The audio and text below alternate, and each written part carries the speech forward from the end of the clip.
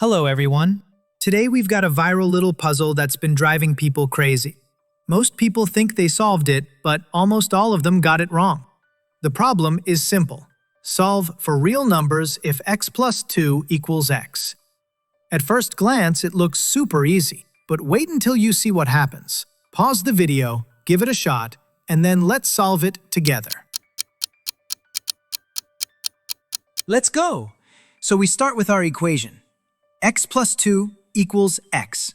Now, one approach people try is squaring both sides. Let's see what happens if we do that.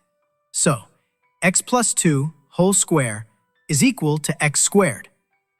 Expanding the left-hand side using the identity, a plus b whole square is equal to a squared plus 2ab plus b squared. That gives us x squared plus 4x plus 4 equals x squared.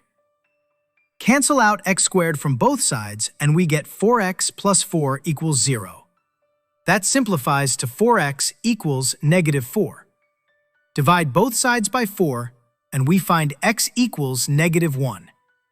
Looks like we found a solution, right? But wait, we have to check it. Let's substitute x equals negative 1 back into the original equation. X plus 2 equals x. So negative 1 plus 2 equals negative 1. That gives us positive 1 equals negative 1, which is false. This means x equals negative 1 is an extra solution that came from squaring both sides.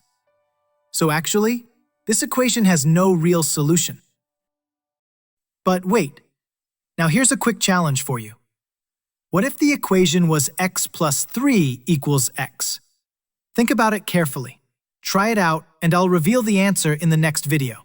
So make sure you don't miss it.